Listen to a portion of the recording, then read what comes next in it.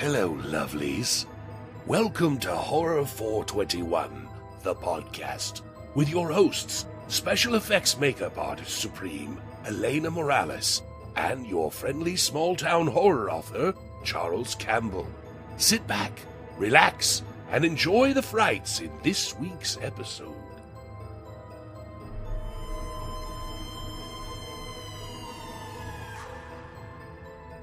Hello, everyone. Welcome to another episode of Horror 421, the podcast. I'm your host, author Charles Campbell, and with me today I have my beautiful co-host. Hello, everyone. I'm Elena. That's Elena Morales. She is a special effects makeup artist. Supreme is what you're going to hear when the intro comes on, but she's absolutely that. And today we have a special guest. We're excited to have him. He is a talented musician.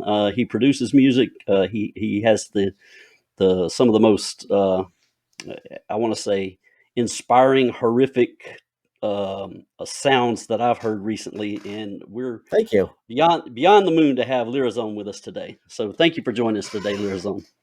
Thank you. Pleasure's all mine. All right, well, we'll hop right into it. First of all, Elena and I are both horror nuts, and from what we gather and what we've seen and what we've kind of studied, you are as well. So before we start anything music related, tell us kind of what got you into the horror genre and, where your love of horror began way back. Oh, man. It can go all the way back to like black and white movies, Dracula, Frankenstein, to more. I was just watching Ghost Ship today and I had to like revisit that again. It was so good. I was like, yes. That is a good one.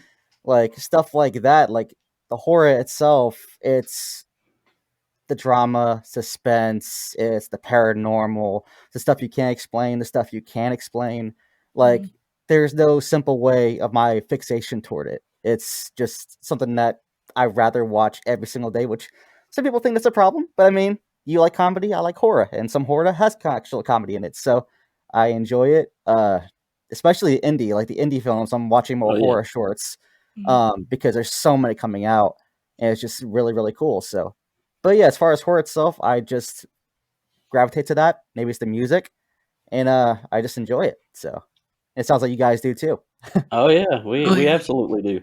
I'm going to jump into the music just to start it off, and we'll branch off in all kinds of other things. But one thing that really caught my attention the first time I heard it, and since I've kind of communicated with you, I've gone back and I've listened to some of your things. But the one thing that really stuck out to me was Parasite. Parasite to me had a real John Carpenter feel to it. Okay. To me, it felt like it had a John Carpenter vibe, and I felt someone over my shoulder as I listened to that. Like I was looking behind me, making sure there wasn't a guy in a mask chasing me. Where did you get the inspiration for Parasite? That was my take on it. Believe it or not, that's actually one of my catalog songs to where it actually my personal opinion and personal life into it. Essentially, Lyrizone itself could be one person, also be an entity.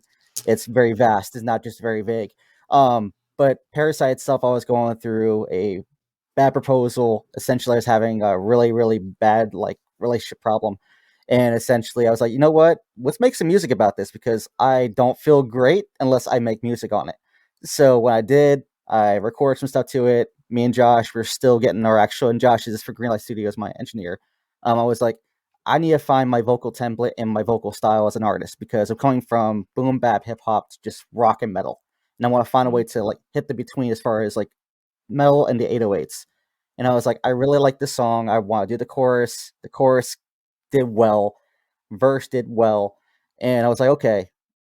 I also want to see if I can find a way to make the song more embodied with more people who go through problems like I did. And I was like, Hip Kung Fu. He's like, dude, I'm having this problem right now too as well. So I gave him the song, verse and the song, and then we have Twisted Insane. He told me the same thing. And I was like, it's just a song that had a lot of backstory with it. So it wasn't just like, that's probably why he's doing so well, because it had more personal opinion and personal involvement with it. Which I still do, but it's still, that song to this day is like one of my best songs because it's a personal one. And those ones always stand the test of time per se. So. But yeah, I love the song so much. I listen to it every now and then now because it brings back memories. I'm like, okay, let's turn it off for a little bit because we're going backwards. But yeah, I enjoyed it. So I'm glad you like it. Who does your artwork? Your artwork for all of your albums are phenomenal. There's actually their recent one, Why Can't I, was done by Butterface Creations. Nigel is amazing, dude. He's my go-to now for graphic. Sweet Relief was actually commissioned about 4 years ago. And the guy's no longer doing graphics, unfortunately. Between him and I also have Crossfade Designs in UK. He does a lot of my artwork too. But right now, essentially, 5 milligram artwork or 5 milligrams designs and Butterface Creations are my go-to. So for Why Can't I actually, that one resonated with me as well. What was your main inspiration when you were writing that, or where did you pull from as far as, do you have any musical artists that actually inspire you or kind of that you take a lot of influence from? That's actually a really, really good question. I'll break it down for you. So essentially, Why Can't I was going to be an actual song based off a short film. And the short film was, hey, we're going to do this one little idea. Essentially, the short film, turned out to be an actual inspiration for the song. So if you listen to the song, it transitions every single part of the actual film. I hit up Tina Butterfly from Beautiful Skeletons. I hit her up and I said, hey, so I need a female vocalist for this part because it just brings the whole thing in. Like, end chorus, you hear it kind of fading, doing it like almost intro, and then we actually broke the vocals in to chop a little bit. And just, I said, Josh, I'm going to do the rapping this time, and I want you to just go crazy on production on it. He's like, okay, gotta do drums. I'm like, drums, let's do some freaking slap bass. Let's put something in there. Let's do something funky. So it decided to be like, instead of like very, very like horrorcore, dark, gritty metal to, hey, it's funky, but also has that infectious chorus. So it's one of those songs where it actually had a backstory as far as an actual film. My first actual song, I did that. So That's awesome. hell yeah. I'm glad you liked it too, because that song took a lot of work. I could tell you because you had a little bit of pull from all the inserts too that you put in with it. I was like, that definitely takes a while. It does, especially for the actual rapping stats, because I am not used to double timing and at speed. So it did help me like get myself up in caliber. But man, it took practice and practice. Are you going to Camp Zool this year? I was planning on it. I'm actually moving my mom back East Coast. She's going back to South Carolina, which we were just talking about. But yeah, she's going back to South Carolina, and I gotta move her out there. So it's be like 2 or 3 weeks, and that might just take a little bit of vacation time at me. But I was planning on going out there because I mean, like the last one, I heard great stories from. Like it was freaking awesome. Like I saw pictures, got some video back. It looked like an actual great experience. Yeah, our buddy Dean goes to those. He went last year, and I think he's going this year too. So hell yeah, he performed, didn't he? Yeah, he did. Yeah, hell yeah, that's awesome. Yeah. Dean's awesome, man. Yeah, he's such a sweetheart too. Yeah, he's one of those few that, especially in the genre, like especially for Destiny, Everything and Nothing, like listen to his music and actually the person with it, like it makes me feel good because it's like me where we go into a genre where everyone thinks that hey, they're just gonna be a complete like scum because that's what they rap about. We're actually probably one of the most genuine people you actually meet in the fucking planet because we have our art, but then we have ourselves, and it's just how we, I guess, look through the shitty glass or whatever. Right. But yeah, he's a cool person. Oh yeah, yeah. We had him on recently. His episode will air pretty soon, in a couple weeks. You shot me a suggestion to listen to, Panic Room for the Memories. You said I would probably enjoy the ambiance, and I actually did enjoy the ambiance of that song.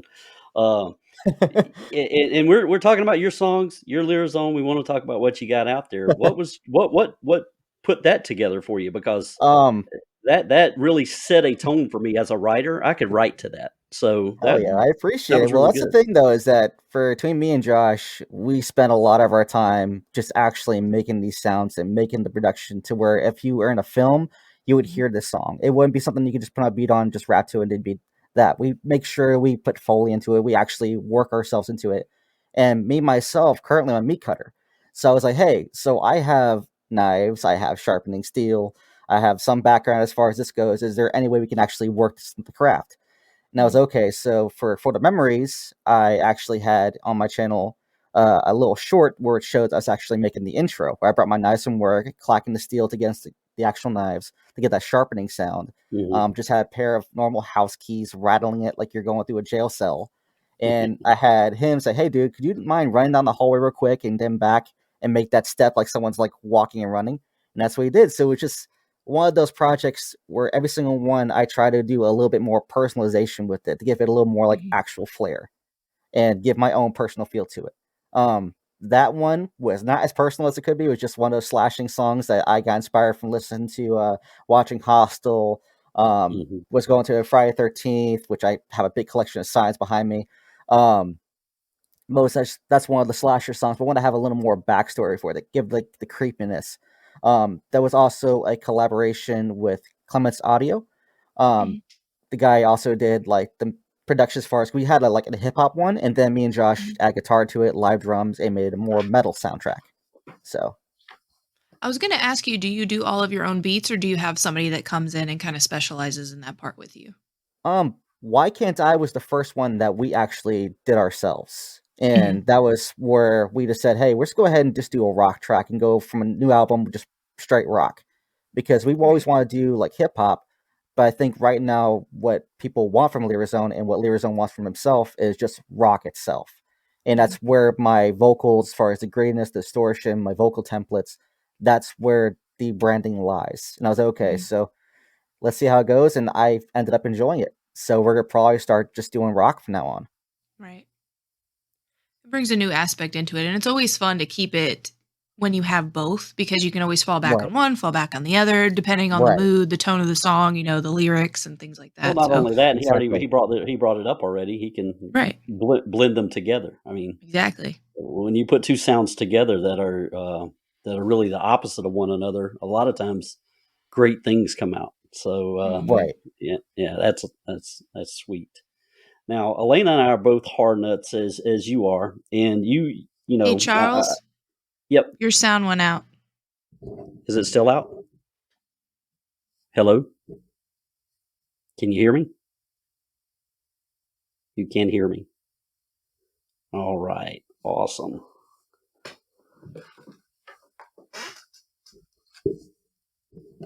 Can everybody else hear me though? I can hear you fine. I can hear Okay, both of there you you are. actually. Okay, you're back. Oh, Sorry. okay. All right, we may have to do a little editing on the video when I break it No down, but worries. that's all right. It's all good. I had to edit my podcast yesterday. I had like 15 segments and I had to like clap between each one to see which vocal I was grabbing. Dude, it was just so many. It was a nightmare just rendering it. Oh Oh God. man. Well, I can chop it up. We can get rid of that little spot there. The chopped No. and screwed version of Horror Yeah, 421, the yeah. podcast. It'll be all right. It'll be all right. Well, what I was getting at, and when you were just seeing my lips move, what I was getting at is I read your bio and you put something in here about the theatrical sound, and that's Right. exactly what I feel when I listen to your music. Uh, in that vein, we listen to a lot of horror movies, and there's a lot of great horror theatrical sounds and Definitely. soundtracks. Is Mhm. that what you would like to do That's my one plan. day? Yeah. That's my Okay. plan. My plan, and this is because everybody's plan as an artist always constantly changes. Jimi Hendrix, Van Halen, you name it, they'll change Yep. it. But Mhm. currently, my projection is to make the horror genre and force a different aspect of the horrorcore community to come to light, which would be more Hmm. theatrics. Like I'm trying to make a more like not even ICP esque type thing, but also more like if you're going to actually see a movie in theater, Hmm. exaggerate the sound, um, give you a horror Hamlet, should say. Try to do more of the opera and the arts. Like I Mhm. love that. So that's just where my heart resides. And like even going forward, like I just had a design done that literally is a ticket of a form of a movie ticket that has its own like actual barcode. It Hmm. has its own information on it. But I'm trying to go back to the theater aspect to make it more of an actual like presentation instead of hey, this is just in your face, this is it. And I want to actually get the audience involved. I want to like their songs going forward. I actually have like fan participation to where they come to the actual do vocals, do some recording parts, and I put it into the actual song itself. Like I'm trying Mhm. to make sure everyone's involved in this with me. So that's what I'm trying to do. That's really cool. It really is. And speaking of fan participation, or audience participation, you know, Elena and I are big fans of Rocky Horror, so we know all about that. Oh, yes. Oh yeah. Uh, so when you're looking at horror influences, what are some of the, within music and outside of music, what are some of the things that really drive you? What sort of movies do you like? What gives you an inspiration to write music and put sound down? Um, Mhm. Horror is a wide spectrum, and I'm really It curious is. to see what you dive into, what movies you watch, what books you may read. Just give us a little insight on that. Okay. Mhm. Well, this morning I was listening to generic opera, and that was the first one, Low Glass Vial. That's my one go to. Uh, it's stuff like that can go from that, like I mentioned, the Hostel for the actual Mhm. sound, even though it's more grotesque. Some people just don't care for it, which I get it. I'm still a fan of Hellraiser. I will always represent Hellraiser, even though everybody's saying, hey, it's a slow burner. I don't care. I love it. Um, I'm The book is actually go. also great too on that one, so I Oh agree yeah. with you on that front. Oh yeah. Oh yeah. When they come back to Clive Barker, he's actually gonna remake the new one. And like I think I mentioned earlier in the chats, like they're doing the Mhm. Jeepers Creepers. And like I just love the fact that with horror there's so much creativity and so much openness to it. Where Mhm. now there's not as much like paranormal. Like before the last like decade we were doing like just like I guess more gore push. Like you have Final Right. Destination series, then you had stuff Right. like that, which there's still horror in itself, but I think it was kind of over pushing it. To now we're doing more like we had Sinister when Sinister first came out, and then we had Mhm. the Paranormal series came out. I think right now we're gonna start transitioning to like the time period of horror to where there's questions no one really knows how to really ask it, so they try to interpret it. Like we have Jordan Peele, a comedian Mhm. who's doing horror films, and that itself is amazing to me because that same thing for comedians. Comedians have an intelligence factor with them that Mhm. could facet many different places. And with that stuff, I'm looking into like comedies now, which are not really horror related, but they have their own little twist. Um, Right. but yeah, essentially, I find mostly everything fascinating. I'm actually re-updating my Shutter membership right now to watch more movies because I realize, hey, Amazon doesn't really have anything, so I'm gonna go ahead and go over here and see what I can find. Because yeah, Amazon doesn't really have much now. Well, they Sorry, used Amazon. to. They were very much into that underground horror too, in the B movies, but they quit doing it all of a sudden. But I think that's because Tubi kind of took over that spot. But That's true. That is true. mhm. But I will say one non-related horror in whatsoever, which I still find intrigued on, is Netflix Lock and Key. That one is That's pretty interesting. fantastic. I enjoyed that one because that one, even though it's not classified as horror, like if it's Hmm. done a certain way, it could be. Because You didn't essentially watch it, every Charles? Nope. That's why I'm being quiet. I didn't see that one yet. It's a Joe Hill graphic novel. It's actually Stephen King's son. He actually Yeah. wrote it. The graphic novel's beautiful. I haven't read all of them, but that series was so well done. it was like it was a twist and turn the whole time. I was like, this is really good. Hmm. But yeah, I mean, as far as inspiration for Lyrizone, back to your question, essentially I could find passion in like I guess realistics in anything if I look hard enough and go at it in a certain psychology base. Um, but yeah, most I'm right now getting back into like I was doing 80s and like really early black and white films. Like I was discussing Hmm. Dracula and stuff like that. And there was also one I can't remember the actual title of it. It was like 2 weeks ago, which memory is really bad, I guess. But essentially, it was this person that was psychologically trained, and they were recruited and then mental wiped into having a certain personality. Hmm. And essentially, I think it was in Spain is when it was actually filmed, so you can't find any actual like I guess English translations. Um, Hmm. but it goes from him going in and out of his personality, and then it actually goes off the alter ego effect, which I don't know if you guys have researched that. But the alter ego effect essentially is you finding a way to train your brain to be a person or entity that you feel you need to be, and then you can switch it off at any given time. Hmm. Um, and Yeah, it's they called being an author. that works too. Yes. Artist, author, painter, writer, all of us. Well, the authors are like, especially from what I see these days, like it's really inspirational because they will go in places that I can. I'm like, maybe you need to write a little bit more, Joe, because this is you need to get a little bit on their level because they're going like novel after series, and like it just gets better Hmm. and better. So Well, yeah, that's awesome. And much like you, Elena and I find inspiration everywhere. We love talking to creative Hmm. people like yourself, and we love picking their brains. We've had several authors on the show. We've had movie directors on the show, and just to see their diversity in the way they do things and how their approaches are different, and some are similar. And Right. some writers' process is nothing like mine, and like another writer, his process is almost identical to mine. So it's kind of cool to talk to a bunch of creative people. Elena, if you want to piggyback on that, you certainly can, but I know she feels pretty much the same way. Yeah, I think that it's always important to branch out in different genres too, with other mediums, with other movies, ways of writing. There's some people who don't venture, and they never go any further because they're not venturing out. And so I think it's cool that you grab from different genres and things like that, and you do the movies, the books, and other things too. Also, do you like to watch 70s horror movies? Give me some titles, because I am a little, gray on 70s, but I can, They if you have name so one. many. If you update your Shutter, I can send you some too. Okay, cool. Because I definitely need this. I need Yeah. to actually get back on Yeah, it again. Elena, a few weeks ago, might have been a couple months ago by now. She hit me up, said, "Hey, you got to watch Lisa and the Devil and Shutter." And I had seen Fucking it like amazing.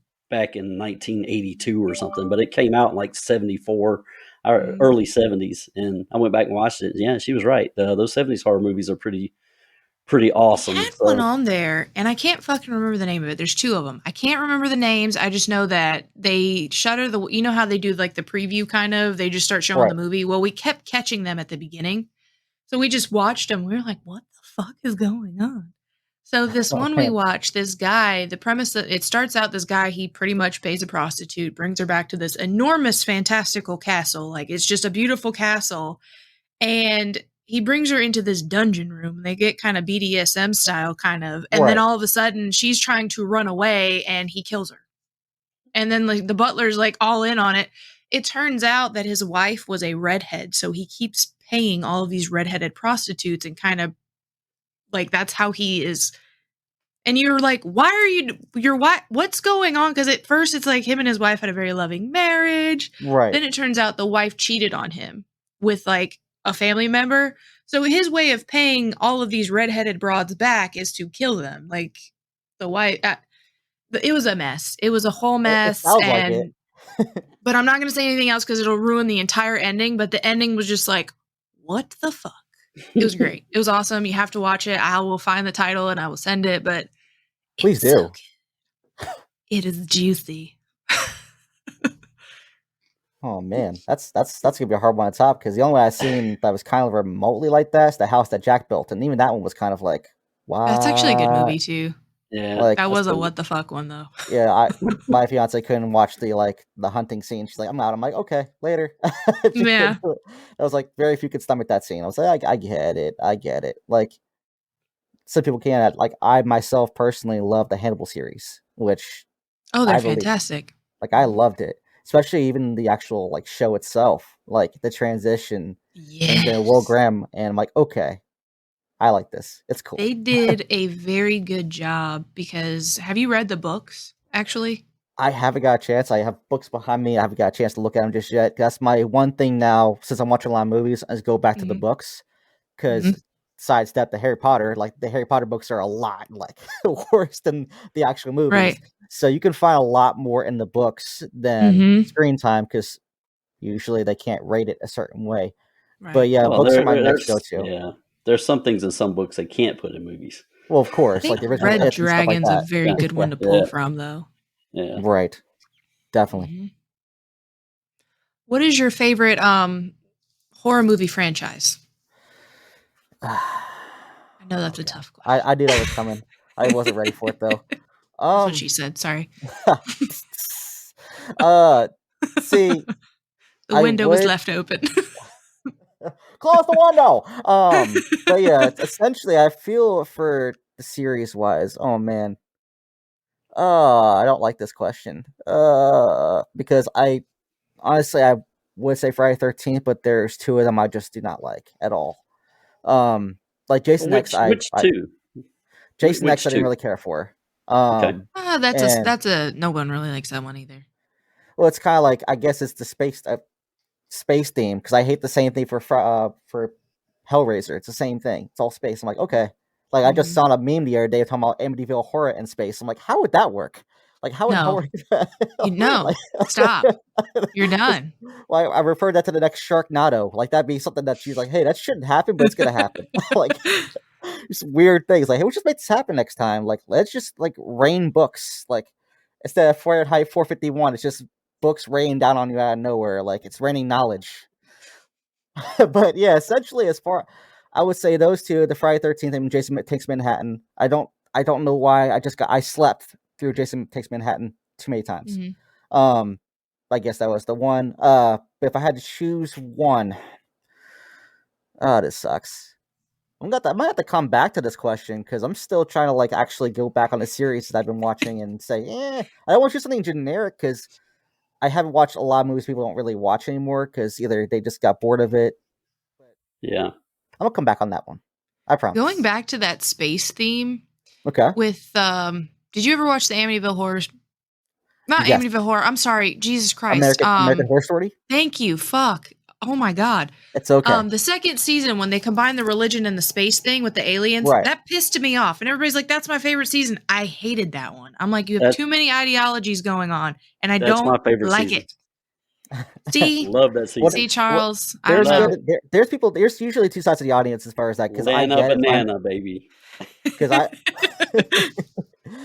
in the perspective, it gives creativity. Even when you don't like the idea, it still gives another idea for creativity.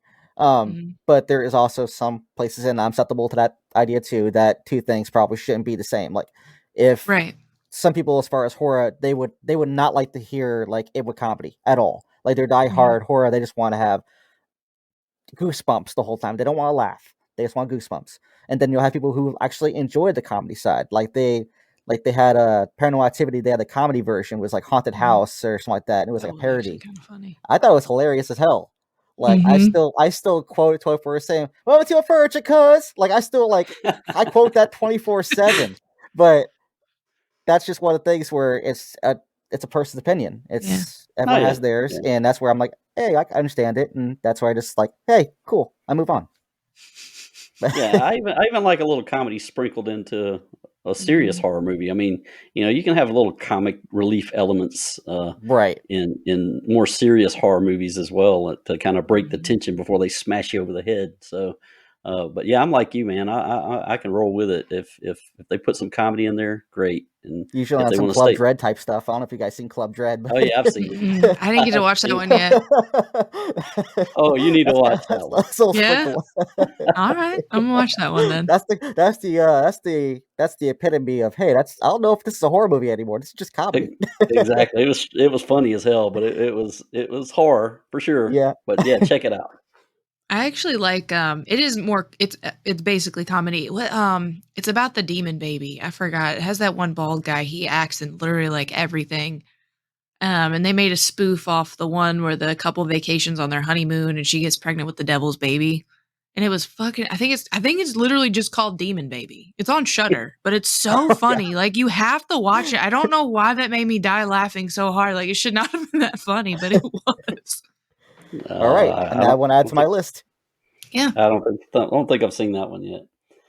Hey, I want to ask you a question. How did you get on the Underground Australia podcast? What is your tie to Australia? Ned's the homie. Oh, Ned is the homie. I knew him since like the first release of the project for Sweet Relief. Okay. It goes back to like, especially for genre itself, what I work in is, even though I work in the horror genre, I still network like hell. Like even outside of work, I'll hand business cards off. I'm talking about music at work. I'm like, hey, so check this out if you're ever interested. And they'll just constantly network. Because I feel like once the dream literally stops when you stop finding opportunity and stop being like creative or stop being interested in what looking outside of it. Back to her point, as far as like, if you're just doing one thing, you're fine with it, but you're not, if you're trying to write different things, like I'm trying to find places people don't go because that's still opportunity that hasn't been touched yet. So that's what I hit him up and said, hey, so check this project. I know you probably had a lot of background as far as this goes, but sounds a little bit different than the rest. And we've been friends ever since. Well, that was pretty intriguing to me. So you were on the Underground Australia podcast. That's cool. I think that's cool. Yeah, I'm still happy of it because, especially having like someone else's perspective. Like, I have someone in Australia that likes my music. That's awesome. Like, I keep on Right. venturing out. I'm going for Great Britain, going to UK, I'm going everywhere. Because I Yeah. mean, why not? No, I'm with you. And one thing I've told people is you never know who's going to read your book, and you never know who's going to listen. Exactly.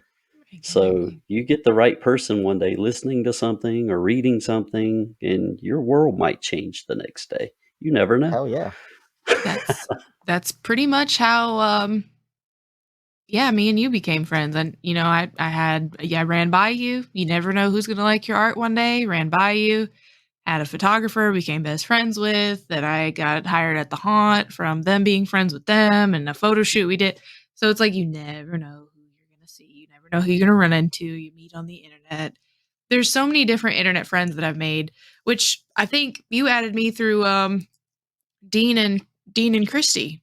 So that's where that came from. So it's just cool just to venture out with, and you never know. Exactly. You never know. It all comes full circle. It does. It's a small world in the end. And I gotta mention, that's a cool plaque behind you, bro. I like it.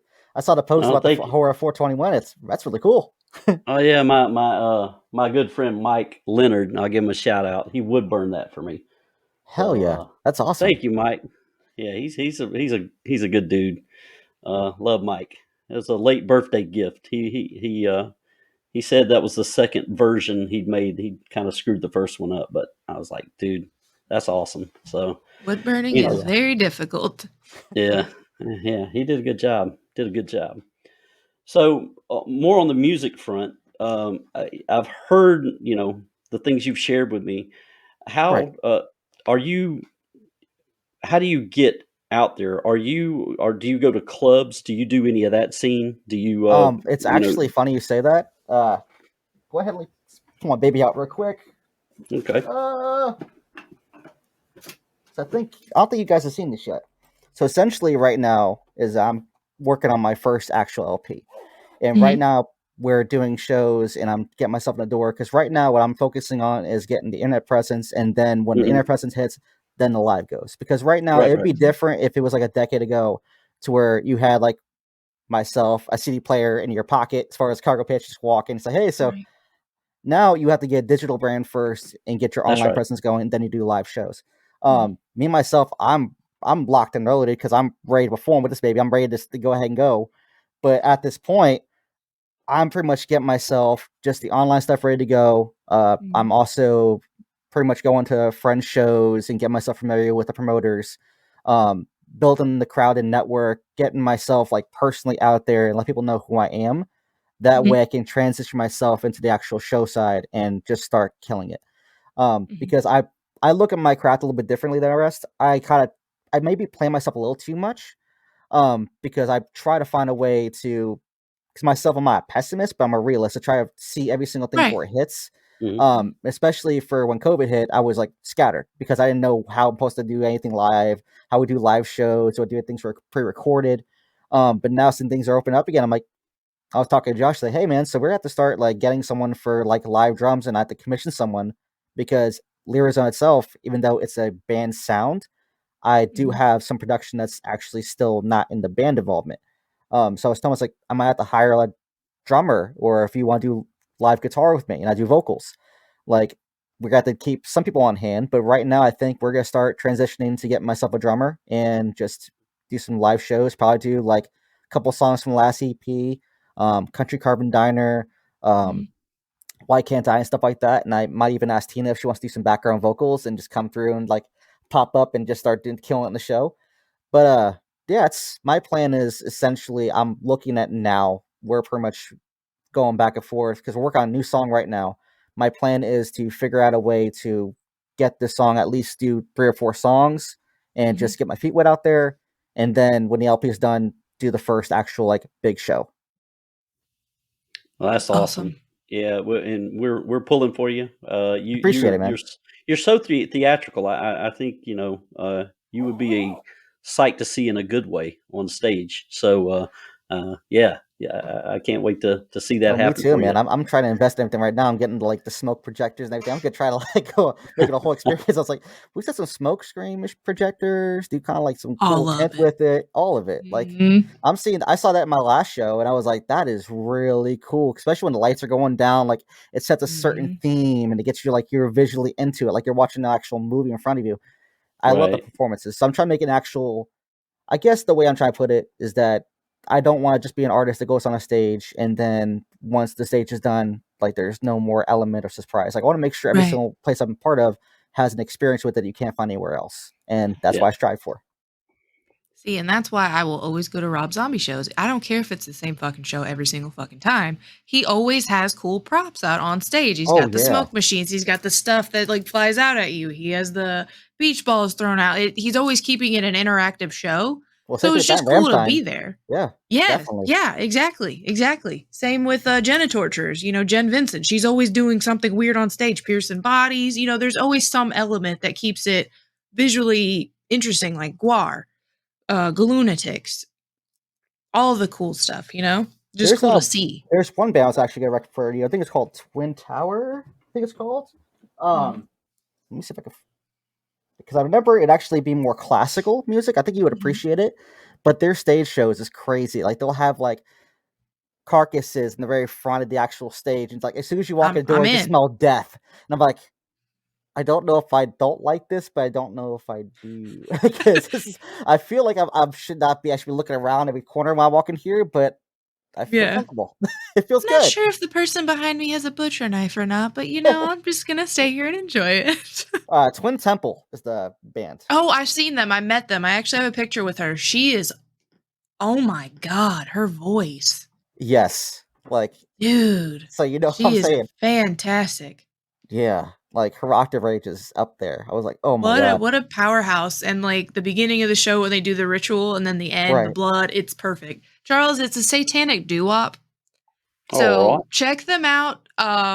It's her is that her partner that sings with Yes. I her? believe That's so. They're really nice with their crowd, and then their merch was cool. They had little lipsticks, like demon lipsticks. They have Baphomet wine stoppers and stuff. They have really, really nice. Their vinyls are beautiful, actually. But yeah, like you said, that's another one that's actually really cool. Yeah. What Which about honestly, Highlung? Do you listen to Highlung? I haven't. Okay, so Oh check no. them out. Okay. It's very check them out. They're coming Okay. to Atlanta in August and we're going to go, but it's really interesting. They're doing the soundtrack I think next time for the next Sinuous Sacrifice video game. Okay. So it's kind of like that vibe to it. So it's really really pretty, but they kind of almost do a ritual on stage every night. So it's a lot of like the throat sounds and stuff with the different instruments, but it's got they got the sage going and all the smoke and everything and everybody's in all the makeup. So it's just really pretty. On this note, because I'm just curious, and then we'll Mhm. go to the interview. Is since you are into theatrics, well, what do you feel about Ghost? Because I've had some people who say they love Ghost, and some people say they don't. Some say they like the last album is more '80s metal. It's I not haven't act listened to it yet, so I'm not gonna lie to you on that one. I've heard either you're gonna love it or you're gonna hate it. Not in the, there's no in between. right, I do like him. Like I actually enjoy some of his music. I think he does have a cool theatrical aspect to him. Minus the fact that he got his whole identity stolen. I mean, it's out right. there now, so everybody knows what he looks like. But I don't like the fact that all of that drama kind of went on behind the scenes with him and his bandmates. So I think for that aspect, I'm like, is this a good person? I'm not sure. Right. But from what I've seen of his shows, I do think is very interesting. But I'm more of a he's not my general genre I got you. So that you're more I'm into like big, more big into. aggressive, I'm assuming, because there's like they Like still busted. everything. I got you on that one because I like Yeah. their music, but I feel like now I'm trying to like step back a little bit with it because like they have theatrics. That's why I first got into them. But Mhm. then they have more opera, then you hear more of the Right. classical organ, and I haven't Mhm. really heard that much. Mhm. So that's kind of like turned me a little bit away. Now I might just Yeah. come back and just come back again and give some fresh ears. Mhm. But yeah, I'm trying to like transition myself into the actual more classical side, which Yeah. I He got a I guess little it's weird. poppy for my taste, Yeah. I think. I think that's the word I'm looking for if I'm I think He that's got a little definitely the word. poppy. A little He got a little poppy. poppy. Oh, All right. Papa. Yeah, Papa. It's Oh not yeah. funny. Do you like Zeal and Ardor? Oh my god, give me all these names and movies. I still haven't even answered like the series movie series movie I'm not question So even. yet. Who the Zeal fuck and is Zeal? Ardor, they Ardor. do a really cool I don't even know how to describe him. It's definitely metal, but Okay. his voice is very interesting. He does a lot of background in instrumentals too with it. I think that play are really cool, but I can send you a full actually I'll make a Spotify playlist and send it to you. Awesome. Spotify and a Shutter. I will make you both. That'll be my Let's mission. go. Week is made. Well, But you're yeah, special because she's never made me a Spotify playlist. You've never asked. I'll send it over to you, I promise. I'll send everybody one Hey, in the group chat. I'm still ancient, man. I still use one of these. So What the fuck is exactly. that? You know what iPod that Nano? is? God. That's Is a that Is nano, that Nano? what I baby. think That it is a is? nano. That's what I use. Holy shit. It's Fuck Do actually you even have a Spotify. charger for that? Oh Hey, man. Wow. it connects to Bluetooth too, so it's not completely ancient. I mean, all right. At least it's got some part of the modern technology. I'm not going to knock it. Sorry, I dude, I won't got the break out Hey, the I classic. have CD a vinyl player. player, though, so I do it's too. okay. I actually prefer the sound on them. Yeah, In my vinyl opinion. rock. Oh yeah. Well, I mean the sound bites as far as like the actual vinyl. I'm still trying to find myself an actual great vinyl record because the vinyls are coming back. Like I'm waiting for that Oh, because yeah. they're so crisp. I don't know, because especially for like how I watch Josh actually mix it, and you can see the compression. Like Spotify overly compresses the music. I already like hear it 24/7. Most of these stuff you can't even hear the drums in the background. It's just like, oh, whoa, whoa, whoa. But Yeah. like just vinyls, it's just something classic with it. I don't know if it's the crisp of it, the bit rate, but oh man, I just that, and I just No, love the actual like yeah. pamphlet of yeah. I've The got a one of little my vinyl collection favorites. going. My mom got me. I hate even touching it because I'm like, it's so pretty. I like Led Zeppelin. Okay. Sorry. Everybody No, knows this about me. I love Led Zeppelin.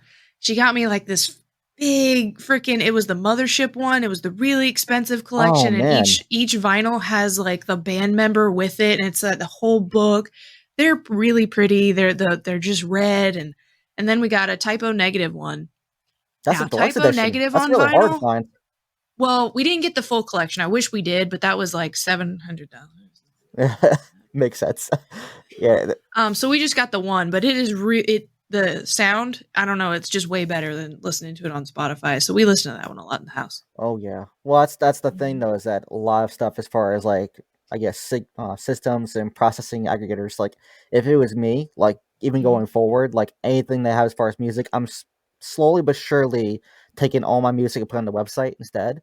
And that way it has the actual quality recording sound, and you're not just getting it through a processing place that dumbs it down, that puts all like their compressors on it, and it like just makes it sound muddy. Because even though it could be a great actual sound, like there's some frequencies I want in the actual sound, the song itself. Like there'll be ones where I'm making it to where it's panning left and right, and they're supposed to go to the very, very forefront, and makes like there's certain audio wavelengths, kind of like a dog whistle, or it kind of makes you getting it makes that weird feeling, and that's the pitch I was going for, and then put it in Spotify and it's gone. I'm like, okay, great compression, that's a thing now, great. But like in the haunt industry, they have what they call the brown tones, and those don't hit on stuff like that either. So it's right. Yeah, I love putting on a good pair of headphones and listening to the nuances. And it's just like you're saying, if you lose that through compression or whatever, it's gone. But when you hear it and it's crystal clear, and you can hear the ting of an instrument in the back of your head, that's a fucking amazing feeling, man. It is. Because the brain is, I feel even these days, like the brain can only like pick up so many things because it's pretty much like a filter. It tries to distinguish what it knows and what it doesn't know. And I feel like if there's certain sounds that you leave out, like there's a certain viral TikTok thing going on now. It's like what's called brainstorm or green needle or whatever. And you listen to it a certain way and you think of the word, and it pretty much, you only hear that word. It's really interesting because I'm like, okay, so what else could the brain hear, but we just block it out? And that's where like stuff like that, nuance music, binaural beats, listen to that during nighttime, like stuff like that I enjoy because as I keep on looking at the screen, I'm gonna look at you guys. But essentially, like stuff like that I enjoy because Mhm. even though you don't feel you hear it, your brain does, Yeah. and it resonates a little bit longer. So No, I yeah, agree with that 100%. That happens to me Mhm. all the time, and that's why I have go-to songs that I especially now, I love the crispness of vinyl, and but if I have a good, I mean, a good pair of headphones, not some shitty right, pair of headphones, but if I've got a good right, quality pair of headphones and I got a crystal clear, audio track, dude, I'm freaking in another world when I'm right. listening to something that Well, that's the clear, way you and should be. I mean, yeah, Mhm. the right song should make you zone out wherever you're at. So yeah, Two of yeah. my favorite hip hop songs that will always be the best when you're in somewhere with like the big giant bass with the amps or right in your headphones. Pink and Blue by Outkast and Spodioti Dopalicious. Like, I don't know why those two songs both, but if you have the headphones on for those Outkast songs, you're like, everyone's like, you good? Yep, I'm having a great time. I was gonna swear you're gonna say Dream Theater or something like that, because Dream Theater, like that was my go-to Yeah. for a very long time. And Mhm. now I'm like, now I just like kind of like zone into like more Little Wayne every now and then. Then I'll find B.O.B. because Mhm. no one really hears B.O.B. anymore. I'm like, oh god, what do you No. mean? Yeah, What it's about crazy. Watch the Duck? I randomly stumbled on that in my playlist the other day. I was like, Jesus, that's old. Yeah, I have a playlist for the last 5 days. I'm not even gonna lie to you. Just it's a 2000 song playlist as far as just 2000s. It'll have just Avril Lavigne. It'll have the Oh, that's replay fine. song. I'll just keep Mhm. on playing it because I mean, at this point, like I feel like like almost 2 decades old. Like Yeah. I like the early 2000s. Let's just say here, like Yeah, what's the it? hip hop now is good, but it's not the same. It's Not not. the And that's the same. one. That's the one thing everyone kind of gets upset about because they like, oh, well, this doesn't sound similar. No shit. Like we're past the point of that. Like you're like there's Mhm. while we're talking still about movies, you're bringing up the 70s and 80s. Like now, how long is that ago? And we're still talking about it. I mean, if they'll always that's why when people talk about like music and songs stuff like that, like something will stand test of time. It's just creating the piece that you feel is you, and then everything Mhm. will fall right to it. So Yep. Well, I'm We're in the age gonna of the remakes right now. oh exactly. Well, yeah. I don't know if I'll I like bore it the or not, but listeners. I'll bore the listeners with a quick story go about for it. 80s hip hop. I was in 10th grade, and it was a locker room, and a good friend of mine, his name was Jeff. He Mhm. went to New York and went to a block party. He comes back, Mhm. so it's like Monday, and we're in the gym locker room, and he pops we had the boom boxes. We're in the 80s now. He had this big ass boom box, pops a cassette in that he recorded at the block party, and I hear tet tet tet tet tet tet tet tet, and then I hear DJ Run start rhyming from Run DMC. This Yes. was before they were Mhm. Run DMC, and Oh they were man. singing they were doing Sucker MCs, and I looked at Jeff and I was like, "Who in the fuck is that?" That's my homeboys. They Run DMC, and I was like, "Run DMC." No one knew who they were, but that's what music does. I heard that and it stuck with me, and I'm like, Mhm. damn, that is awesome. Surreal About moment. 6 months later, they come out with this big ass album, Run DMC, their debut album, and it's got that song that he had on a bootleg block party tape, playing it in the gym locker room. So that's awesome. That was my little That's music why I love history going to story. concerts, going to Yeah. listen, and then you always have the opening bands, and you're like, Oh yeah. "Wow, why are they not doing anything more than what they're doing?" And then they get big, and you're like, "I will never see them in a concert in this small of a venue ever fucking again. Damn it!" Like Well, Nightclub, oh, they're awesome live. They are so good, but now they're opening up for bigger bands. I'm like, exactly. And I would feel Right. terrible if I didn't get this question in, Go for it. Lyrizone. It's you're musically talented for sure. I want to mhm. know about the songwriting aspect. So you do have lyrics in your songs. What Right. is your process when you sit down to write a song? I'm curious as a writer I was gonna of ask horror that novels. question, and I got sidetracked, but yes. All right, but Well, let's go to the principle as far as creation. So when I listen Mhm. to a song itself, I've been trying to find a way to make it more streamlined as I'm going forward. But Mhm. the same thing with oral artistics, cosmetics, authorship, is that you get the most inspiration in the weirdest fucking Mhm. times. 2 o'clock in the Yeah. morning, 10 o'clock in the night, where you're working at work and you're like, do I write this down? Do I just let it fly and remember in my brain? If it sticks, it sticks. And for like song creation itself, like that's one thing I mentioned Josh a lot because he's like my brother at this point, where we'll go back and forth as far as songs. I was like, hey, so I have this one idea. I found this one beat on YouTube, which the longest time I was doing finding beats on YouTube, writing to them, and then we just create songs from there. to where now I was like, hey, so I have this storyline, this is the kind of message I want to perceive, the type of songs, how I want this certain note to hit, certain melody. How are we gonna make this work to storyline? So where now I write the lyrics. I'm like, hey, so I got a chorus in my head, it's sticking with me. Write this down, let me record it, go to your place, let's lock it in, and then go from there. And then usually we write the chorus first and then we build the song from there. Because the chorus is the most impactful thing as far as songs. Everyone knows that. That's why it's called the chorus, as a hook. And essentially, at this point, we're writing essentially a story to where I write down how I feel in the moment or what I feel my pen guides me to, and then I try to build a storyline from that. So 9 times out of 10, it's a little more complex as far as writing the chorus, and then, oh, I can write a verse now. Now it's like, okay, how is it make the chorus give more body? How am I make it more operatic? How am I going to do more fan engagement? And then the verses are where I have fun, like the most fun, should I say, because I get to do a lot more context into it. I get to do more story building. Like me, myself, when I was in school, I did creative writing and journalism. So I enjoy this part. Because it gives me a little more opportunity to fine tune things and actually create a story with it. And that's where my storyline is so far is I just utilize the topic I'm writing about and just research onto it. Give you a good example. So Country Carpin Diner. I don't know if you've seen Blood Diner. Essentially, it's I've seen it. When we were doing a song like that, I was like, hey, so I'm a meat cutter. I have my background as far as this goes. I have the equipment to make the actual like sounds. And I think I already told another podcast this, but I'll tell you this too. Essentially, when I was doing like an actual like sound foley for it, I took my plates in the kitchen, went to that microphone and like smacked them together, but I panned it to where essentially it sounds like someone in the kitchen is making a mess up and they messed up a plate.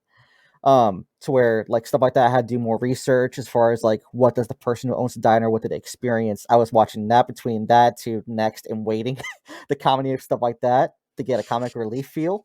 Like it, my style, the way I do it is a little fucked up sometimes because I don't do it the way people would do it. They would say, okay, we gotta find a really, really messed up situation. You gotta make a song about a diner, a guy who's fucking like feed people like body part stuff. How you gonna make that really funny? Like, well, I can find comedy relief and I can try to put my own turn on it. And that's where I made the owner of the establishment know what's going on. He's cutting the food. He's getting the food from this guy who's killing people, but he's just selling you like a car salesman. He's like, hey, we got this food right here. It's the best in the world. Don't die now. So stuff like that. And that's where I find my inspiration is I put a weird turn on horrible situations, but I also add some personality to it. So, Right. But yeah. That's my, I guess, my clusterfuck of an answer. But it works though. So it does work. It does work. And going back to what Elena asked earlier about, who does your art and the things that we see on the internet, Right. what made me think of during the podcast, I didn't think of this before now, was your persona would lend itself to some sort of graphic novel, I would think.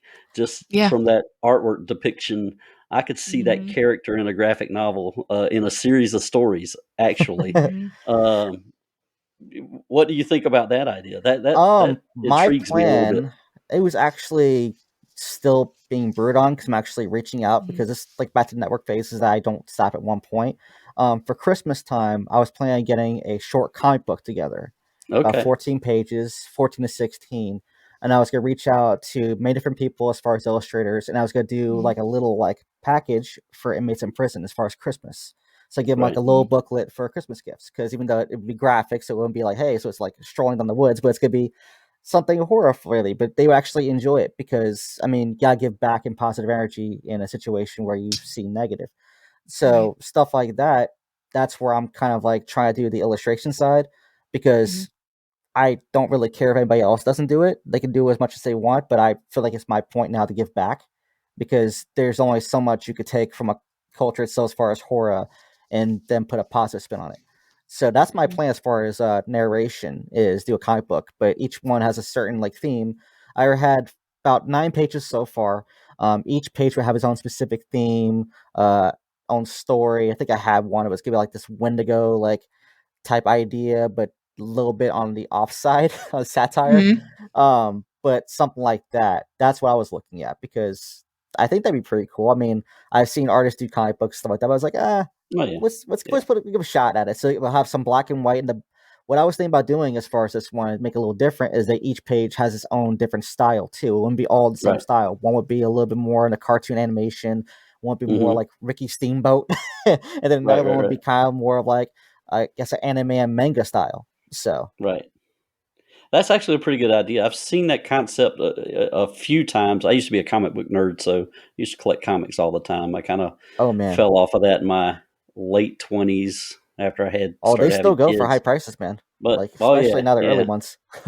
Oh yeah. Well, I had a bunch of those high price ones I had to get rid of at some point in my life that I wish I still had now, but I digress. It's all good, man. It's all We all have to good. Well, It's all obviously, I'm a Batman nerd, but I collect the. I say collect lightly, but Purgatory is the one comic book I collect.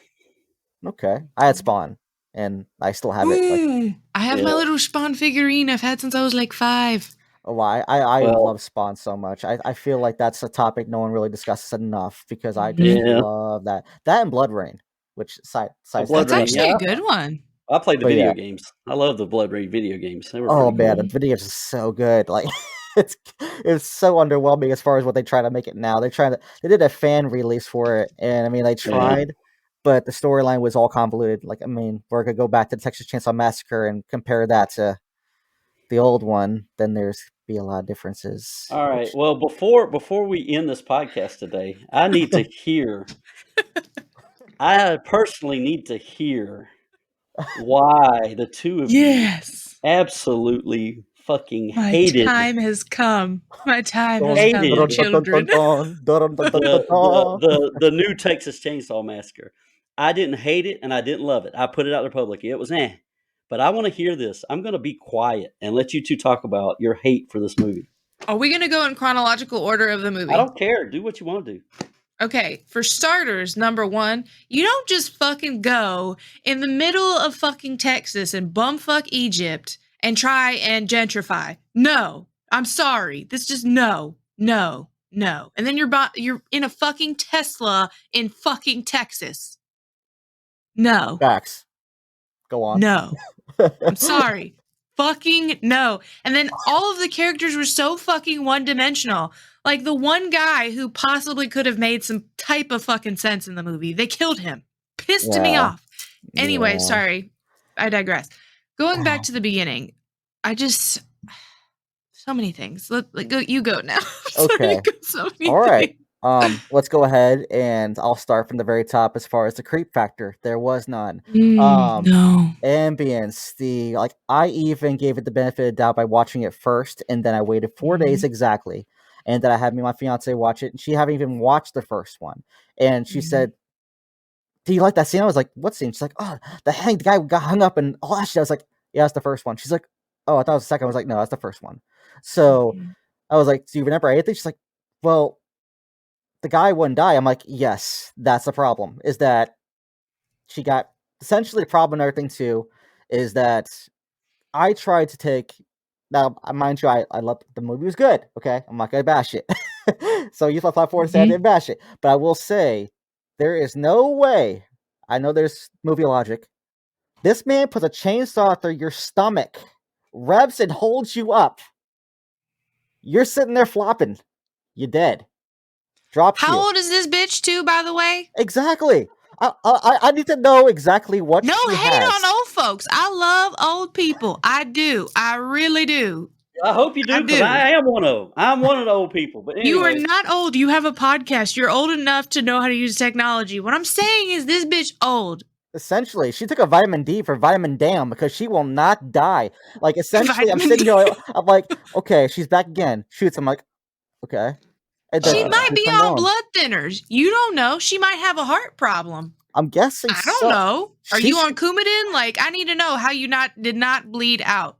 She's in the Bitch. wrong franchise then. She should have been in the Friday 13th or the Nightmare Before Elm Street, because if this chick can't fucking die, she should have had dreams. Because then Freddy's like, you won't die. What the fuck? Why won't you die? And then, spoiler alert, I'm your nightmare. Then the whole thing starts over. But It was essentially, like that scene in fucking Austin Powers. Why won't you die? exactly. But essentially, there It was was like like that. Yeah. the filming style. I was not like in love with the texture of it, soundscaping itself. Like, I know they tried. This is where I'm trying to like give criticism positivity, because I know without giving positivity, these movies will never happen again, because people are like, oh, they fucking hate it, and then a good movie series stops. But when stuff like this, where you blatantly try, it's kind of like comparing, which is a different side note, comparing Death Note, the anime novel, to the movie, What? and then we compare that. Like, yes, see, she already understands what I'm saying. Is that No. it's just one of those things where it's like you can only do so much new stuff, Yeah. and then it be done. Like, I know we're talking about Texas Chainsaw Massacre, but Scream, the new one, like essentially killing Laurie Strode like that, and then I'm like, okay, well, she just. I don't know if you guys seen it. Did you guys see Scream? I Okay. didn't love it, didn't hate it. Okay. That's my favorite horror movie franchise, and I will openly say that. Also Jason, but that's because of my mom. But yeah, Scream is also my favorite. But going back to Texas Chainsaw, like you said, the coloring was all wrong. They should have had more it was sepia just tones. way too bright too. I felt like it was bright. I was like, it was like the same with Pirates of the Caribbean. You remember when they remade the second one, how much brighter the colors were? They didn't have it wasn't more, I don't know the color scheme, but it was just, everything was darker, had a more of a horror presence. This movie didn't have that. All the colors were very bright and colorful and flowers and daisies and roses. And I'm like, no, I want my sepia tones. I want that 70s feel to it. I want everybody in this movie to be dirty. No.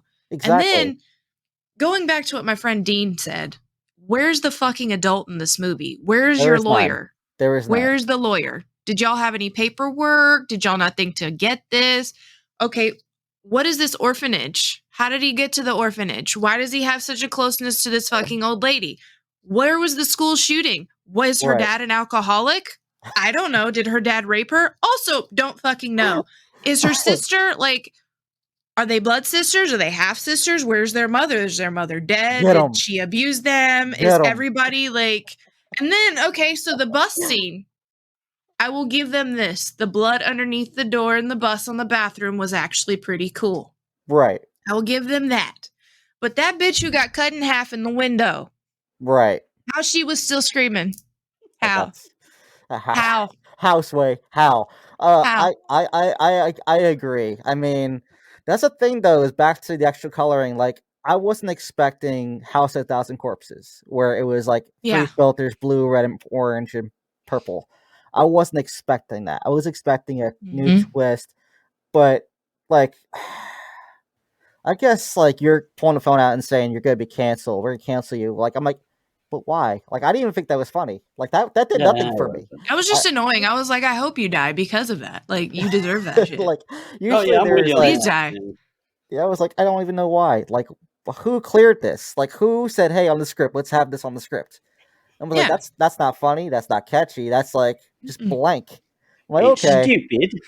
Yeah, stupid. And then this one motherfucker, he's tall as shit, and he didn't talk, and y'all didn't think to put him in some handcuffs. Like, he's mad. He's big mad. He's a big boy. Like, that motherfucker's like 8 foot tall. And y'all really think he was dead in this water. Dead people. And he's 80 years old. Well, dead people don't sink. Like, they don't sink in water. It's just a fucking fact. Like, that's movies though. You can do whatever you want in movies. You can fly now. I mean, I guess, but they didn't hear that motherfucker come out the water and run at them with this chainsaw. Like, they didn't hear him come out this water. And then let me just have the windows open and come out of the sunroof and everything is fine. No. You should record this part and make it a YouTube video saying like the 15 things you shouldn't have done, and then you probably will have like comments saying yes, nailed it. The movie is one of them. And then when he threw, what did he throw at her? A fucking axe at the steps. The way she fell, I laughed so fucking hard. I'm sorry, that was the funniest part of the movie to me. The way she fell, I was like, you're concussed. You have a concussion. You are bleeding in your brain right now. Why are you still alive? Also, someone. Wow, no one thought this through. It's God. The one guy with the gun. Why didn't he bring the gun with him? Was he going to have sex with the young girl? I need to know, because it kind of was leading in that direction. Just a little. Probably There's a not. lot of unanswered questions. There's And then that. and then the one guy was so cocky about his business, which is fine, but where's your lawyer? Like, why are you having, this is not, like, you have to call the cops, like, it's a whole legal ass matter, and you're over here like, let me have a discussion with this really creepy white lady in this house that I don't know. Yeah, and especially for girls like, no, you're in the wrong house. Like, she owned the deed and they couldn't find anything. And I'm like, really? Like, you're gonna not do your due diligence and make this plot actually make sense? Like, I know in a certain way they are probably making it to where it's the human element of making mistakes, but there's so many fucking mistakes. Like, come on. Like, That whole time that bitch was in the van, I was like, you best just play dead. Just shut the fuck up and sit there. Like, just wait. Like, you could have waited like 10 more minutes and you probably would have made it. Right. And I mean, especially in the end where the girl gets decapitated, I'm sitting here like the Super Bowl Sunday, like, yes! She's fucking dead! Yes! Yeah. She was annoying to me! But then I start realizing, okay, he's staying there. There's a grown man that probably should be dead like 15 times already, but he's still standing. Yeah. What's going on? Like, it should be her, then him, then movie. But no, he's still walking around. Yeah. Movie was garbage. But when he was at the end and he was just like this, and I was like, you know what? I'll give that to you. That was kind of cool. If they did that in the beginning of it, I probably would have liked it more. Like, you started off that way. Cold-hearted killer right there. Just, I don't know. I think he would have been more upset, though. I think after you've seen that, and then as many flaws you just pointed out verbally, that probably would have helped you, Eddie. Let's be honest. Also, why did they not drive off in this big-ass van? They had a whole ass van. Let's just sit in here knowing there's a killer. This guy's got blood coming out of his face. I'm just going to sit in this van. No, my ass would have jump started it. I would have been on the fucking Google machine. How do I hotwire a van? How? I'm going to get my ass out. Let's be realistic. Goodbye. If no movies itself, no one says, hey, so I just heard a creak upstairs and no one's here but me. I should definitely leave. No one does that. Let's go investigate. Ever. I hear that shit. I'm getting everything I need. Get the hell out. My Italorican ass is leaving. I'm going to tell you what, if it's one thing, my Italorican ass is leaving. I am leaving. That's funny. Goodbye. Oh, man. See you later. My mom, she will watch horror. She's the best person to watch horror movies with. Watch it first and then watch it with my mom because it'll ruin the whole movie. She's like, where the fuck is this asshole going? They're going to have to turn on the fucking lights when they walk the fuck upstairs. There's no fucking lights. Like, who the fuck? And you're naked in the shower. Oh, that's a good idea. Let me go downstairs naked in it. No towel. Oh. That's her watching Jason. It's great. I want to hear, before we leave, I want to hear a little more on this actual Scream, though, because we discussed the new one. Now, I enjoyed, there was Easter eggs in it where he's actually watching the old one. I loved that. I was like, okay, that's breaking the fourth wall. I enjoy that. But there was a lot of, like, he got stabbed 15 times. That they were making them into movies, so why would, I don't know, it just, to have the real character, the uncle who died, and have like the actual Scream movie playing, which is weird to me. I'm like, did you watch the actual scene found footage from the murders, or were you actually watching the movie? But it just was, that was a little weird to me. But I did like the Easter eggs, like you said, though. I did enjoy that. Hell yeah. I did like his niece the best. She was the smartest fucking one in that entire movie. I knew who the killer was off the rip. Well, most Scream you do. I mean, I don't know if it's like just like a sixth sense going on, but I'm like, I don't feel right with this person. Yeah. Like, no, he's the killer. Start being nice. I actually got it more off the girl than I did the guy. Believe it or not. I don't know. I got the vibes from the guy because I've seen his acting prior. I was like, this is not his character. Yeah, he's a killer. He's that killer. I was really hoping. I really liked the scenes. Spoiler alert for anybody who has not seen Scream. If you have not seen Scream, do not watch this part. Also, I should have said that before on Texas Chainsaw, but whatever. So the part where she was with the visions with Billy. Right. I actually really thought that was cool, and I wish they played more on that. Because I was like, damn, I wonder if she's going to do the thing where she's hallucinating and then she doesn't remember being at the murder scene. And then all of a sudden she's the killer. So I was like, maybe. But I was really hoping she was going to be the killer because she's got that in her blood. It's in there. It's in there. Oh, yeah. Definitely. But where are her parents? Where is the mother the entire time? Where the fuck was that bitch? It's like gonna be the new hashtag for horror films. Hashtag where are the parents? Like, my mom would have whooped my ass if I had a party in her house while she was gone. Well, I know That's one mom Kids. got stabbed in her Southern driveway. parents, yes, mine would too. Well, northern and southern, so yeah, I get it completely. Yeah, my mom is straight up old school. My stepdad is from Leesville, Louisiana. He is the countryest person you'll ever meet. He's fantastic. He would be like, Lena, what? Where are you going? Why are you going? And then my mom's like, where you going? Who you going with? What time are you gonna come back? Every day, it's out, it's out, it's out, you know? My Right. mom would have been like, she would have been there. Right. A child got stabbed, but I'm not gonna come to the hospital. She was almost violently murdered. Damn. Cool. Cool Great story, bro. parenting. Nice. Also, they did Dewey really dirty. I'm sorry. Yeah, they did. They do could it have better. killed off the his ex-wife. She could go. I don't like her. Right. Well, you knew he was going to die when he went back. I'm like, dude, come on. He's the smartest one. He would have never not double tapped. Yeah. Right. Always double tap. Well, that's another thing. Okay, before we leave, that's my next problem. Okay, this man already, like, I believe, unless I'm remembering not correctly, essentially saying you should always shot twice or whatever. Or it's like he always, especially for him shooting in prior, because he showed him getting older. Like, Yep. I had the feeling he would double tap one the head, one the chest. Like, if you see an entity that will not die, I will not shoot. I would not do a control pair and be done. No, I would go for the face shot. Obliterate, be done. But like, bam, he's good. Let's go ahead and take care of 4 everything else. headshots. Yeah. Straight off the rip. Like, just gone. I mean, yeah, that was my problem with the new Batman movie. You know, when he was I walking didn't watch down it through- yet. spoiler. Well, I'm not going to tell you about the movie. No spoiler, because you see it in the trailer. But when he's walking down that hallway and all the criminals are shooting at him and they're all shooting him in the chest, he's got this whole area right here. They could just blow his face off, but they just avoid that. Sounds about right. I mean, Yeah. I've heard good stories and bad. Now, this is the thing where, as far as movies, even though you guys told me one, I'll definitely watch it to get some perspective and see if I like it. Because that's the one thing about movies, is that everyone has their own feeling toward it. I've heard good things and I've heard bad things. I don't know if you've seen it, but I've heard I've seen the Batman. Yeah. I'm not trying to spoil it because I haven't seen it yet, but I've heard it's gonna be the more investigative side of Batman, and I'm looking forward to that because I mean there might be a part I like out of it, but we'll find out because I mean everyone's like The Dark Knight with Heath Ledger. I'm more Jack Nicholson, but that's just me. But yeah, that's where I'm looking forward to seeing it because I want to see a different version of Batman. But without spoiling it, I thoroughly enjoyed it. The only thing is it is 3 hours long, and I'm not a movie maker, but I definitely could have cut probably 20 to 30 minutes out of that film, and it would have kept the story intact. Well, if it's not like The Rings, it won't work.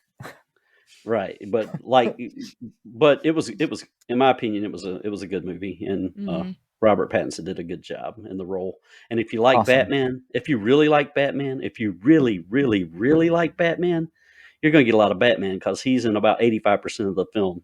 Bruce Wayne's only in about 15% of the movie. How yeah. See, and I was worried about him being Bruce Wayne. I don't like him as he does not have the swagger of Bruce Wayne. You don't see him a lot as Bruce Wayne, to be honest. Okay, if he's just straight up Batman, I'm not going to have a problem because Robert Pattinson's not my favorite. Well, to Lyrizone's point, he's in detective mode. So if you go back to the old school comics, he is a detective and he is in his garb. So he is a detective and he is in his garb. So you're going to see Batman because I mean, like even the video games, like I don't know if you guys play video games so much. Yeah, but they're so Arkham pretty. Asylum. Yeah. Like Batman Arkham Asylum. Yeah, like I played even that one. Batman's the investigator the whole time. Like everyone's like Bruce Wayne. I was like, I like Batman in his element of searching things down, doing clues, stuff like that. Right. Back to your point is that I like Bruce Wayne, but I feel like there's not enough to take up so much screen time. Yeah, like, he's just your basic, average, spoiled rich kid, kind of. Yeah, definitely. In this film, you're not going to get a lot of Bruce Wayne, so that's a big positive. Okay. You're not going to get a lot of Bruce Wayne. It's mostly Batman. Cool. I guess I'll be checking it out today. All right, awesome.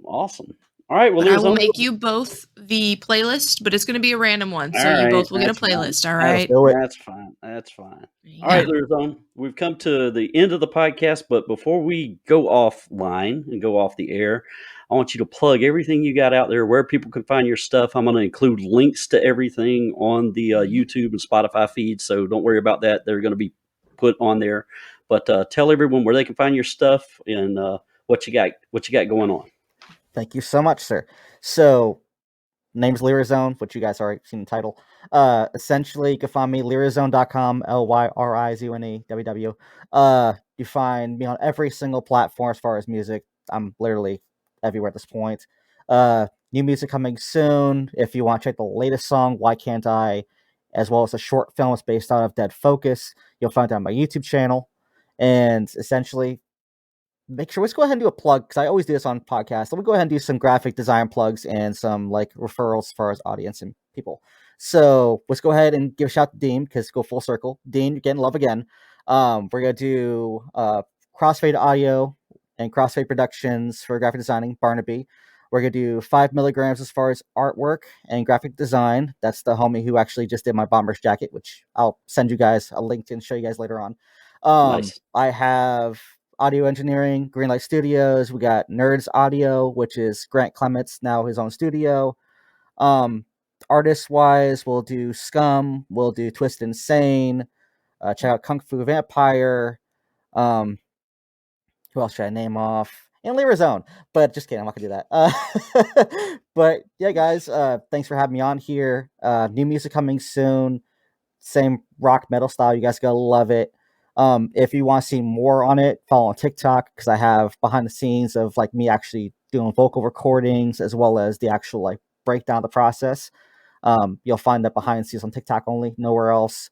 And all that good stuff. So yeah, thanks for having me, guys. It's been a pleasure and an honor, and I'm looking forward to seeing this when it's released. All right, that's awesome. Now, Elena Morales, tell everyone where we can find you and your wonderful creations.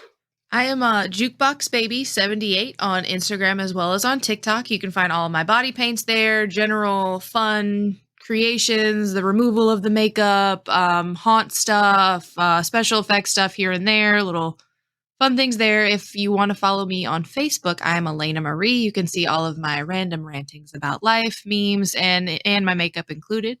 If you do have any makeup inquiries, the easiest place to get me at is normally on Facebook Messenger or Instagram, which has a link to my email for my business account. But you can also find us here at Horror 421, the podcast, and also you can buy things with my face on them on valleyboypublications.com. Yeah. Well, she just stole my plug. No. You're welcome. I'm part of your plug now, That's boo. right. You part of my plug. All right. I'm Charles Gang. Campbell. I'm a small town horror author trying to get through this podcast, and you can find me at valleyboypublications.com. You can find me on Facebook under Charles Campbell Author, on Instagram under the same thing. I've got a TikTok, but I don't know how to do that crap. Elena knows how to do that stuff. We have released a new Facebook page for Horror 421, the podcast, so you can go check it out. I will continue to post links there and updates on any news we have coming from the podcast perspective. But we do want to thank Lyrizone for being on the show today. Thank you once again, my good man. Absolutely. And also, for all of our fans, if you do follow our Facebook page, I kind of wanted to see if anybody wants us to talk about anything new, if you guys have any suggestions about any movie topics. If you do, make a post on there. We would love to hear from our audience, actually. That is a wonderful idea. A wonderful idea. Yes. All right, ladies and gentlemen, this concludes this week's episode of Horror 421, the podcast. I hope you guys have a great day, a great week, a great night, whatever time of day you listen to this. We'll see you next time. Goodbye. Goodbye. Goodbye.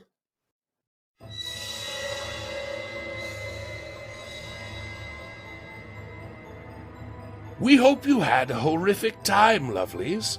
Thank you for tuning in to Horror 421, the podcast.